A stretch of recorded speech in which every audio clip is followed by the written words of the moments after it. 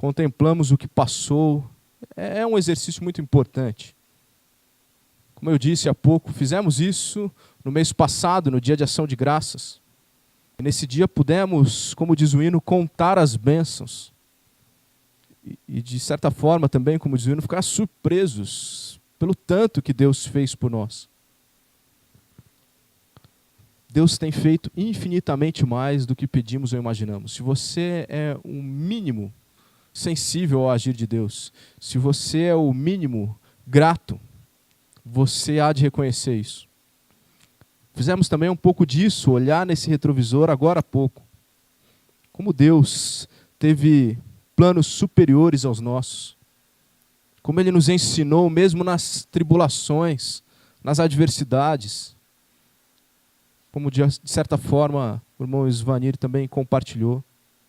Olhar para trás é um bom exercício de final de ano. Mas quando chegamos também nessa época de virada de ano, nós também devemos olhar para frente. Olhando para frente, precisamos avistar Deus e Deus nos conduzindo. Essa é a melhor alternativa para o ano. Deus direcionando a sua vida.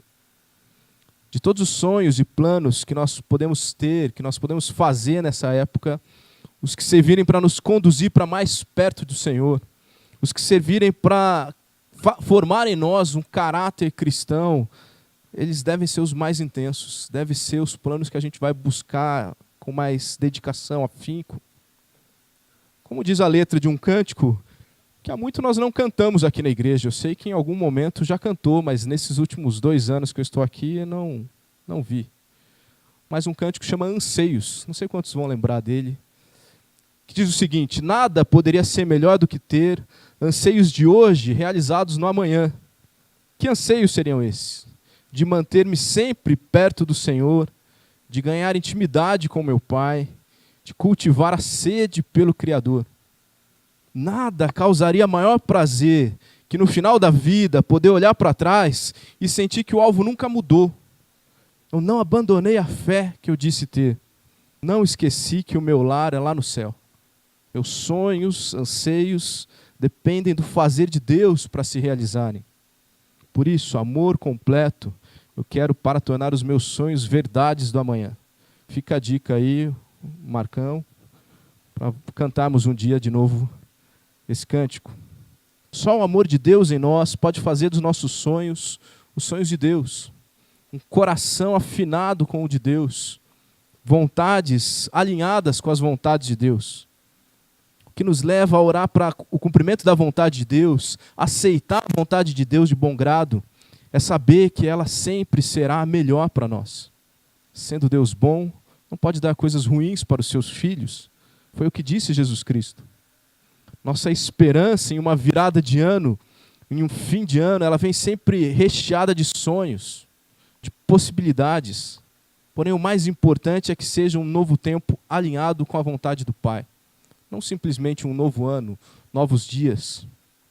Dessa forma, então, nós não precisamos apenas desejar um feliz ano novo, quando começamos uma nova jornada, cheio de expectativas, cheio de planos, mas que às vezes são abandonados na esquina do 1º de fevereiro, na primeira adversidade, na primeira provação, quando você volta da primeira caminhada com a perna doendo. Acho que esse negócio aí de sair da inércia não vai dar certo. Quando o estômago ronca no 2º dia de dieta, acho que esse negócio de perder peso não vai dar certo. Coisas físicas. Mas talvez, quando o tempo parece que não passa, no 1º dia de dedicação e oração, quando o sono vem na primeira página da leitura bíblica, às vezes a gente já está desistindo. Felicidade não estão nos momentos da sua vida, mas no centro da sua vida.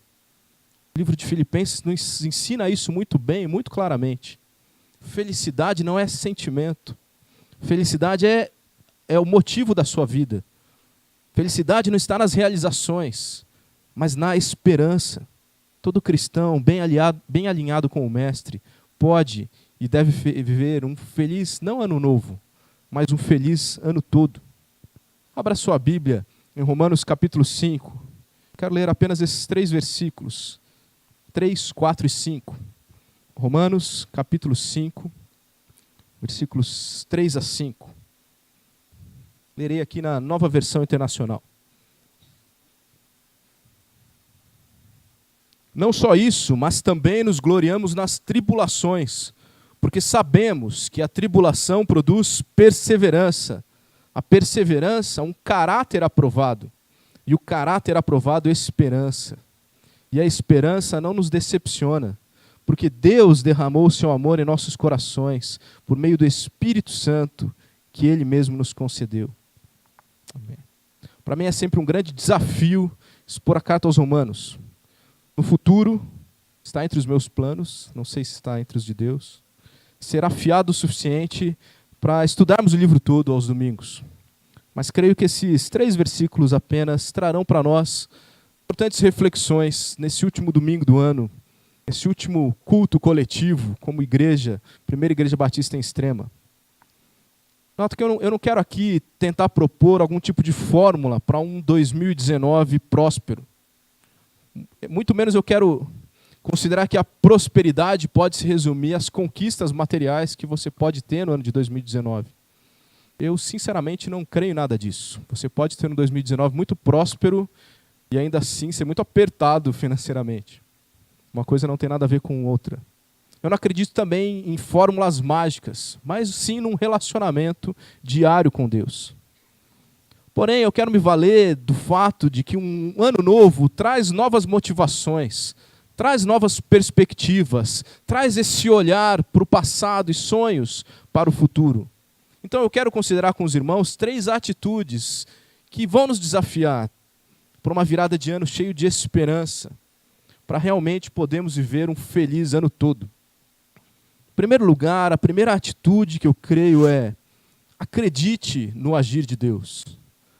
Acredite no agir de Deus. Como diz o livro do meu ex-chefe, o pastor Silas Campos, a fé é mais do que um mero acreditar, eu sei disso.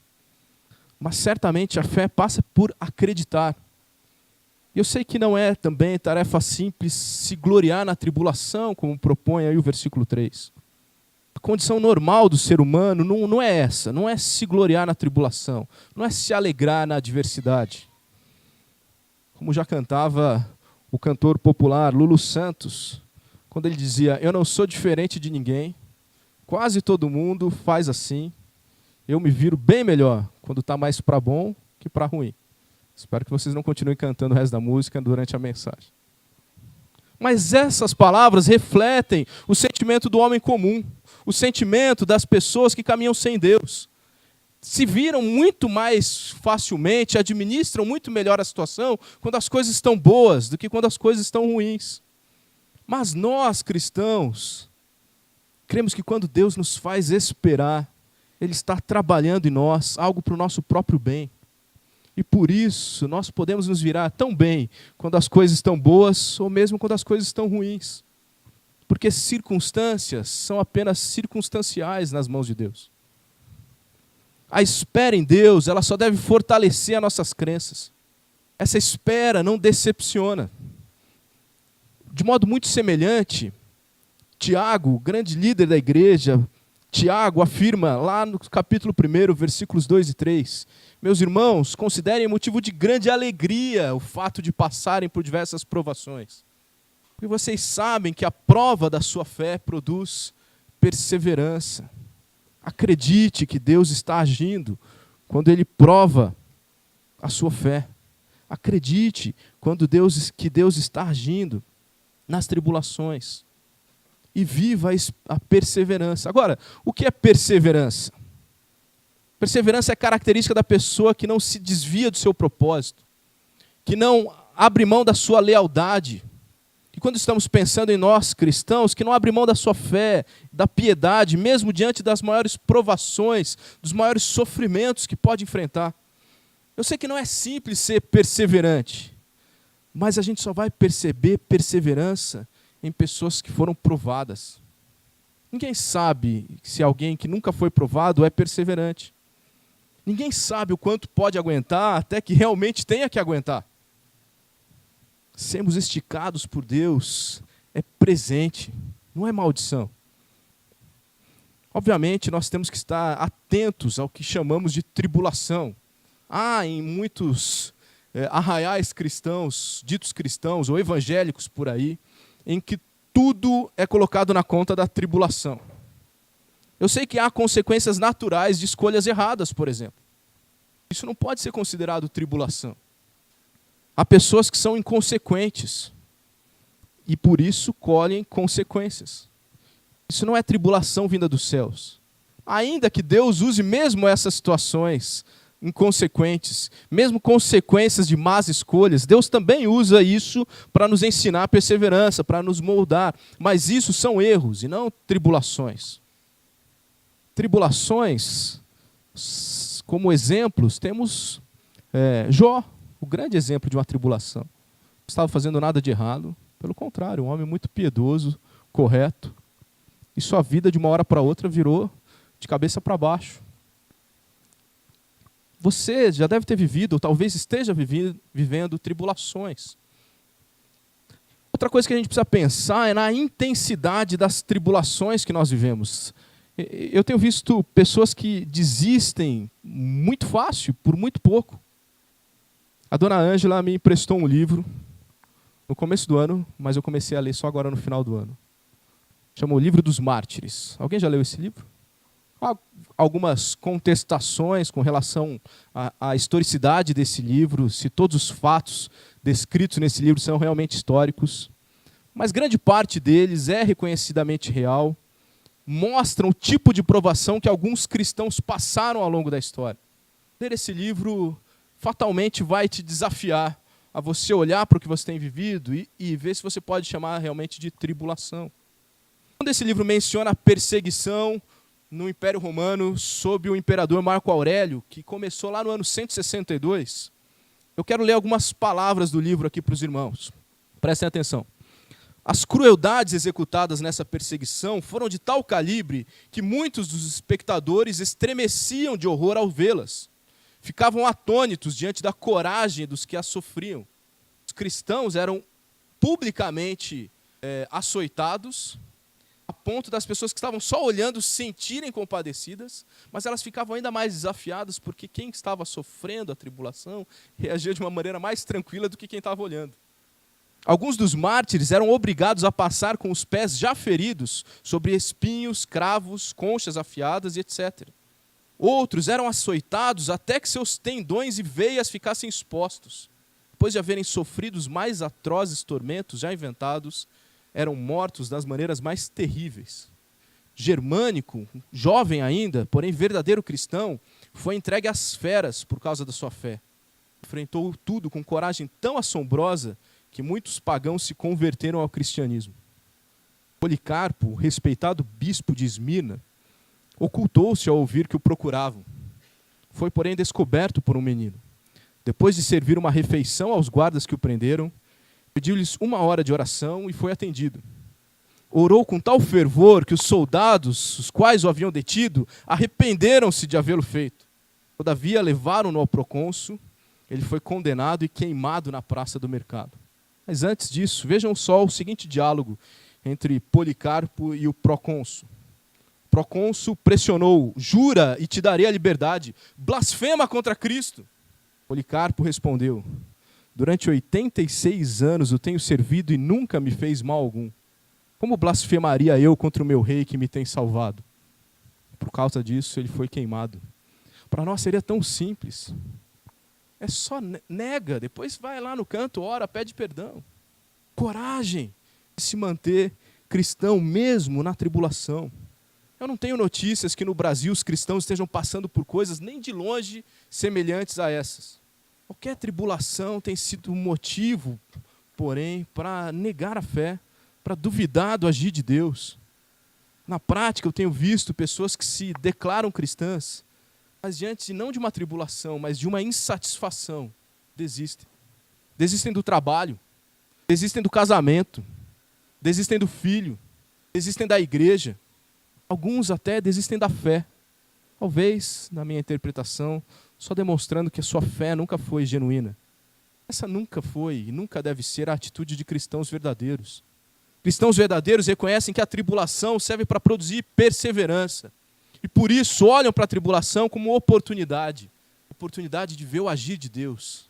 Se a coisa está ficando ruim para o seu lado, meu irmão, talvez seja um grande presente. Se coloque em oração e veja: Deus, eu quero estar aqui contemplando como que o Senhor vai sair dessa. Se glorie, se regozije, se alegre. O Deus de promessas e realizações deseja que nós descansemos nele. Só Ele conhece o passado, o presente e o futuro. Só Ele tem a história nas mãos. Só Ele é capaz de usar qualquer situação para moldar a sua vida. Se você realmente é servo de Deus, descanse. Acredite no agir de Deus. Durante esse ano que está terminando, eu me vi envolvido em muitas situações que eu não sabia resolver. Todas as vezes que as situações envolviam a igreja, por exemplo, e pela minha posição, acabam sendo a maioria delas. A minha oração foi algo parecido com: Deus, eu não sei sair disso. Não sei. Mas resolve isso para a glória do seu nome, o crescimento da sua igreja. Hoje eu olho para trás e vejo que Deus fez cada coisa que eu nunca podia imaginar, que eu nunca conseguiria fazer. Mas não sou eu, não é sobre mim. Eu não sou o centro da história. A história é sobre Jesus Cristo, a igreja é de Jesus Cristo. E Ele faz as coisas para que a glória seja dEle. Por isso a gente se gloria nas tribulações. E eu ainda sou um privilegiado de ter aprendido alguma coisa diante de todas essas situações. Eu fico impressionado. Isso me anima a olhar para frente e perseverar naquelas situações que ainda não foram resolvidas. Eu continuo sem saber como resolver. E eu continuo clamando: Deus, para a glória do seu nome, para o crescimento da sua igreja. Acredite no agir de Deus. Descanse no agir de Deus. Tenha como meta para 2019 aprender a acreditar no agir de Deus. A segunda atitude é: adquira um caráter aprovado por Deus. O que é caráter? Caráter está associado ao seu temperamento, à sua índole. Um dicionário traz entre as suas definições o seguinte: é o conjunto de características que, sendo boas ou más, distinguem uma pessoa. Alguém também já disse que caráter é o conjunto de tudo aquilo que é imprimido em nós. Então, o caráter está relacionado ao nosso nascimento. Como cristãos acreditamos e sabemos muito bem disso. O ser humano nasce com características da humanidade decaída. Mas também está relacionado ao que aprendemos, ao que desenvolvemos ao longo da vida. Dessa forma, então, todas as pessoas têm caráter. Mas uma pessoa pode ser um bom caráter ou um mau caráter. Como você define uma pessoa que é um bom caráter ou um mau caráter? Como cristãos, é fácil para a gente definir isso. Porque, biblicamente, nós podemos claramente compreender o que é bom e o que é ruim. O que agrada a Deus ou o que desagrada a Deus. Porque Deus já nos revelou. A palavra de Deus revela esses padrões, é baseado nesses padrões que nós devemos buscar um bom caráter. Bom caráter é um caráter aprovado por Deus. Que algumas versões vão chamar aí no versículo 4 de experiência. Pessoas que têm conhecido a Deus, andado com Ele, adquirido características dEle e têm, então, um caráter aprovado, têm experiência com Deus. Nós também sabemos pelas Escrituras que não nascemos com um caráter aprovado. Ainda que a humanidade tenha sido criada à imagem e semelhança do Deus perfeito, no Jardim do Éden esse caráter se perdeu, foi corrompido pelo pecado. Desde então as pessoas são concebidas em pecado, com um caráter naturalmente desaprovado. Porque o pecado faz separação entre o homem e Deus. Então, um caráter aprovado precisa ser formado em cada cristão, precisa ser moldado em nós. Muitas vezes, as duras penas, Deus trabalha em nós, seus filhos. Trabalha em nós, seus valores, para que a gente se assemelhe a Ele cada vez mais. E daí, quando olhamos por essa ótica, como cristãos, sabemos que qualquer circunstância que ocorre em nossas vidas, de novo, é apenas circunstancial. Porque são oportunidades de Deus moldar o nosso caráter. Todas as coisas, isso inclui problemas, isso inclui sofrimentos, cooperam para o bem dos que amam a Deus. Romanos 8, 28. Aos Gálatas, no capítulo 4, versículo 19, Paulo escreveu: meus filhinhos, por quem de novo sinto as dores de parto, até que Cristo seja formado em vós. Paulo está dizendo que é dolorido mesmo para ver o caráter de Deus sendo formado nos outros, quiçá em você mesmo. Ter o caráter aprovado é algo dolorido, mas é recompensador, assim como as dores de parto para uma mãe. Eu poderia apostar aqui que nenhuma mãe gostaria de sentir as dores de parto de novo. É algo prazeroso. Mas eu também poderia apostar que todas as mães aqui são gratas por serem mães. Recompensador. Quando você olha a Ana Valentina, fala, valeu a pena. A única coisa que motiva uma mãe a passar pelas dores do parto é a recompensa da maternidade. Da mesma forma, o apóstolo está ensinando que motivam o cristão genuíno a passar por provações, é saber que elas podem impingir o caráter de Cristo em nós. Vai doer, mas vai ser melhor. Que grande recompensa, apesar do grande sofrimento.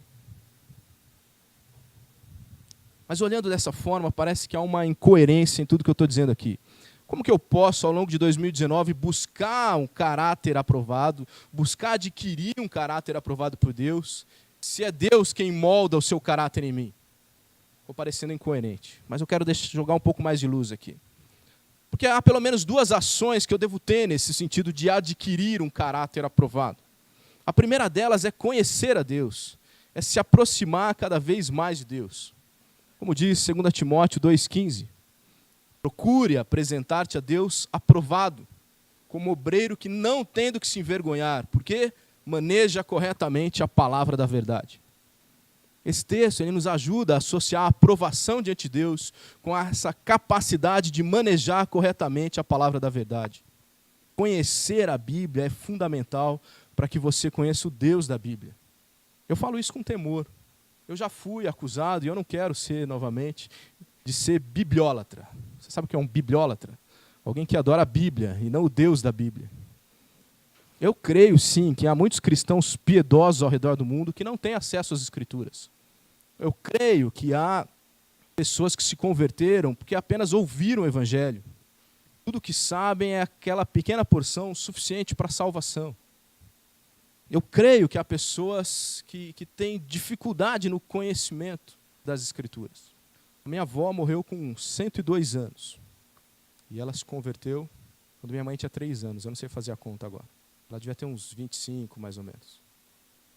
25 para 102, arredondando aí, 75 anos de vida cristã. Provavelmente o único livro que minha avó deve ter lido em toda a sua vida foi a Bíblia. Ela foi alfabetizada para ler a Bíblia. Eu já disse isso aqui outras vezes. Ainda assim, ela não era uma teóloga. Ela não tinha capacidade intelectual para isso. Sua pouca leitura não permitia que ela fosse uma mestra em divindades, uma doutora em teologia. E nesses casos, eu acredito que as pessoas terão limitações no seu desenvolvimento como cristão, ou, de certa forma, experimentarão algo sobrenatural de Deus, que vai permitir que elas conheçam Deus melhor. Mas o fato é que essa realidade não é a realidade da maioria, e não é a realidade da maioria dessa igreja, das pessoas que estão aqui essa noite. Nós temos acesso a pelo menos 5 boas versões da Bíblia em português por um preço muito acessível, ou mesmo de graça em aplicativos ou online aí na grande rede. Um cristão brasileiro que não está empenhado em manejar cada vez melhor a palavra da verdade, eu acho que ele precisa, no mínimo, se questionar quanto ele ama a Deus. Um cristão brasileiro que não está empenhado em manejar cada vez melhor a palavra da verdade, precisa questionar se ama a Deus, quanto ama a Deus. O pregador batista Washer disse as seguintes palavras em uma de suas vindas ao Brasil: mais idolatria é praticada aos domingos que em qualquer outro dia da semana. Por quê? Porque as pessoas estão adorando a Deus, mas não o conhecem. Aqui, espero que não aqui, mas aqui na nossa cidade, muitas pessoas estão reunidas nesse momento adorando um Deus que não é o Deus da Bíblia, porque elas não conhecem o Deus da Bíblia. Muitas pessoas não conhecem fatos bíblicos sobre Deus. Na ausência desse conhecimento, elas fazem de Deus a sua própria imagem. Adoram um Deus que elas fizeram. Talvez o seu caráter não está sendo moldado porque você não está andando perto do Deus único e verdadeiro. Você não o conhece. Qual a sua fonte segura para conhecer a Deus e se aproximar dele? Jesus mesmo já havia dito a um grupo de cristãos que eles erravam porque eles não conheciam as Escrituras e o poder de Deus. busque conhecer a Deus. Prossiga conhecendo a Deus cada dia mais. Somente quem conhece a Deus de verdade pode ter a segunda atitude, que é proposta aí no versículo 4. Perseverar na tribulação. De novo, eu quero dizer uma coisa. Eu tenho visto pessoas que têm muita facilidade em seguir e servir a Deus na bonança. Mas mares calmos não fazem bons marinheiros, não é esse o ditado? As coisas saem um pouco do eixo, já começam a fazer escolhas totalmente distantes da vontade do Senhor. E o pior, porque não conhecem a Deus, justificam as suas atitudes com Deus. Mas Deus quer que eu seja feliz. Mas Deus deseja o meu bem. Deus perdoa todas as coisas. Não é um discurso assim? Talvez você já tenha ouvido também. Pessoas assim me lembram do conselho da esposa de Jó. Deus a quem servimos nos serve de conselhos, de exemplos, e ainda nos motiva com a determinação em nos fazer cada vez mais parecidos com Ele. Cabe a nós buscar conhecê-lo e perseverar durante as tribulações. Somente assim poderemos caminhar em direção a um caráter aprovado. E esse caráter aprovado será percebido na hora de fazer escolhas. Adquira um caráter aprovado por Deus. Tenha isso como meta para 2019. A terceira atitude é: haja motivado pelo amor de Deus. Existe um louvor que está nas paradas de sucesso gospel atualmente. Eu particularmente não gosto muito, outro dia comentei isso com o Átila. Mas ele tem um trecho que eu entendo ser bom, um trecho só. Mas uma música ela não pode ser cantada na igreja porque ela tem um trecho bom, né? Pelo contrário, se ela tem um trecho ruim, ela já tem que ser eliminada. Esse trecho diz assim, ó: impressionante, infinito e ousado amor de Deus. Você conhece essa música, né? Ela está aí no top 5.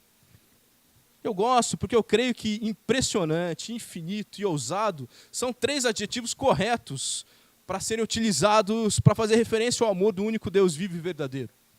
O imutável amor de Deus se revelou de uma forma sacrificial, numa entrega inigualável. Isso é impressionante. Não tem como você compreender o amor de Deus e não se impressionar com ele. Se você não se impressiona, você não compreendeu. É impressionante o amor de Deus. Nós também sabemos que o amor de Deus é infinito, porque a palavra de Deus afirma que Deus é amor. Então essa é uma característica intrínseca ao seu ser. O amor não é uma ação externa do divino, mas o amor é uma atitude que brota da essência de Deus. Deus é amor. A Bíblia também nos ensina que Deus é eterno, infinito. Se Deus é eterno, o seu amor é infinito. Ele também é ousado porque ele é corajoso. Não foi sem um ousado amor que o Deus Filho se fez humano para demonstrar a prática desse amor, na melhor demonstração de amor que ninguém jamais poderia imaginar. Deus encarnado morrer na cruz por amor daqueles que não o amavam. Somente com 3 adjetivos, que certamente não são todos os adjetivos para o amor de Deus, já é possível a gente perceber um pouco da extensão desse amor de Deus. Dessa forma, nós temos que amor está associado a atitudes, não simplesmente a sentimentos. Não caia nesse engano contemporâneo de pensar que amor é sentimento. Eu não sinto mais amor. Você não precisa sentir amor. Você precisa demonstrar amor. Em 2019, você não vai precisar sentir amor. Você vai precisar praticar amor. O texto, então, nos ensina que nossa esperança não é vazia, porque esse amor foi derramado em nós. A concessão do Espírito Santo aos crentes revela o amor efetivado na cruz. Assim, o amor de Deus passa a ser a força motriz que nos impulsiona a um bem viver. Nós sabemos que a nossa esperança não é vazia, porque temos em nós o amor derramado, temos em nós o Espírito Santo, que é o Deus que é amor. Note como agir em amor não é a chave para tudo que, pelo contrário, é a chave para tudo que nós vimos até aqui. Agir em amor. Quem age em amor o faz porque recebeu amor primeiro. Foi ensinado a amar sendo amado. Eu creio em pessoas que não podem amar porque nunca foram amadas. É difícil você ter uma atitude que você nunca viu. Talvez não tiveram uma presença familiar marcante. Não tiveram uma figura paterna ou materna protetora. Nunca tiveram amigos verdadeiros. Nunca teve ninguém que se sacrificou em prol deles. Mas essa nunca é a realidade de um cristão. Porque um cristão, ainda que abandonado pelos pais, ainda que nunca tenha tido um amigo verdadeiro, ainda que nunca tenha crescido num ambiente favorável, recebeu o maior amor que pode existir. O amor de Deus encarnado em Jesus Cristo. Mesmo que nunca tenha sido amado por pessoas. experimentou o maior amor que esse mundo conheceu. Esse amor impulsiona a conhecer cada vez mais de Deus, para que você possa agregar à sua prática mais consciência. Agir em amor nos leva a enfrentar as tribulações como simples circunstâncias do amor de Deus em nossas vidas. Como bem nos ensina Hebreus 12:6. O Senhor disciplina quem ama e castiga todo aquele a quem aceita como filho. Está vendo como o amor é a chave para a gente entender a tribulação e acreditar no agir de Deus? É a chave para a gente buscar conhecer mais a Deus e poder adquirir um caráter aprovado. As implicações imediatas do amor de Deus é que ele nos leva a amar o próximo, cientes de que ninguém merece ser amado. Mesmo assim, quem te fere precisa ser cuidado, que foi assim mesmo que Deus agiu com você. Você não o amava, nunca o teria amado se ele não tivesse vindo até você. Ainda assim, ele veio. O amor de Deus também nos leva a amar a nós mesmos. Cristãos não podem ser mal resolvidos, insatisfeitos, seja com o que for, com condição financeira, com aparência, com qualquer dificuldade. A compreensão do amor de Deus leva o cristão a uma melhor autoaceitação. Note que com isso eu não estou pregando mediocridade, eu também não estou pregando passividade absoluta. O conhecimento de Deus o levará a mudanças, o levará ao crescimento. A transformação do caráter te levará a ser alguém cada vez melhor. Mas ainda assim, você pode se manter feliz durante todo esse processo de transformação. E mesmo quando você não reconhecer, por quê? Por que essas coisas estão acontecendo comigo? Por que o Gabriel luta com uma enfermidade há tantos anos? O Lothar e a Márcia talvez possam pensar, por que na minha família? Mas ainda assim, o cristão sabe que todas as circunstâncias servem para moldar o cristão para ser melhor. E olham para as circunstâncias e vivem satisfeitos, se amam e podem amar outros, porque foram amados por Deus. Deus de amor, que nos deu o seu Santo Espírito, dia a dia nos alimenta com a sua presença amorosa. Afinal, é pelo Espírito que o amor vive em nós. Dessa forma eu posso diariamente agir motivado pelo amor de Deus. Que agir motivado pelo amor de Deus seja uma meta sua para 2019. Uma virada, então, significa passar de um ano para o outro. Daqui umas 30 horas nós estaremos fazendo isso. De fato, isso nem é tão significativo. Não tem nada de místico, não tem nada de especial. Mudar de 31 de dezembro para 1º de janeiro são imposições culturais. Calendários são criações humanas, não são criações divinas. Para os judeus, o ano novo, 5.779, começou entre os dias 9 e 11 de setembro. Para os muçulmanos, o ano novo, 1440, começou no dia 12 de setembro. Para os chineses, o ano novo, 4.717, vai começar no dia 5 de fevereiro. Só alguns exemplos, para a gente ver que o dia em si não vai fazer diferença nenhuma. Mas eu creio que nós podemos usar essa data simbólica para rever atitudes, decidir por mudanças, agradecer pelo que já foi feito. Podemos nessa data rever e voltar ao primeiro amor no relacionamento com Deus, mudar hábitos de família, mudar nosso relacionamento com a igreja local, ter mais atenção com o próximo, compreender melhor quem é o seu próximo. Atitudes que nos levarão para mais perto de Deus. E aí sim, para um feliz ano todo. A virada, apesar de ser só simbólica, não deixa de ser um marco na vida. Um tempo para olharmos com novos olhares para as práticas da nossa vida. Você está pronto para mudar de atitudes? Não apenas viva um ano novo, mas experimente a renovação da esperança vinda de Deus sobre a sua vida. Neste ano novo, acredite no agir de Deus sobre todas as coisas, mas em particular na sua vida. Saiba que Deus estará com você se você é um filho de Deus, interessado em te moldar para ser cada vez mais parecido com Ele. Esforce-se estudando as Escrituras, perseverando na tribulação para adquirir um caráter aprovado por Deus. Conheça a Deus. Saiba o que é bom e o que não é bom da perspectiva de Deus. Não do que você sente, não do seu coração, não do que te faz bem. Haja em todos os momentos, movido pelo grande amor de Deus por você e através do Santo Espírito em você. Feche seus olhos, eu quero orar mais uma vez.